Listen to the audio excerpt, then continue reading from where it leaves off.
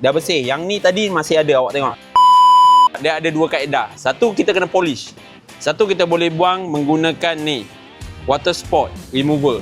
Okey. Yang ni kalau water spot yang ringan, okey, dia boleh hilang.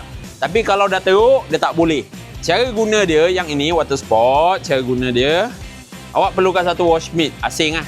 Letak. Then awak lap dia. Sangat tak digalakkan untuk pakai selalu. Pakai bila perlu.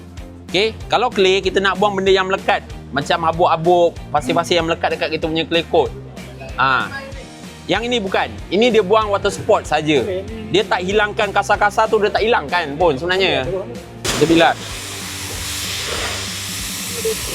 Kita tengok perbezaan yang dah buat dengan yang belum. Part lebih cantik. Dah bersih. Yang ni tadi masih ada, awak tengok. Ni masih ada lagi. Kesan-kesan macam water spot. Okey. Yang ini kita dah buang. Sedangkan kereta kita dah basuh dah tadi. Tak hilang juga kan. Maknanya water spot ni walaupun basuh takkan hilang. Dia perlukan satu bahan untuk hilangkan dia. Nampak? Yang ni nampak licin. Dah bersih lah. Boleh selesaikan semua masalah. Beli je benda ni cakap semua. Lepas tu pakai tak jadi, mula dia salahkan. Marah. Kerja nak marah orang je. Padahal tak faham penggunaan.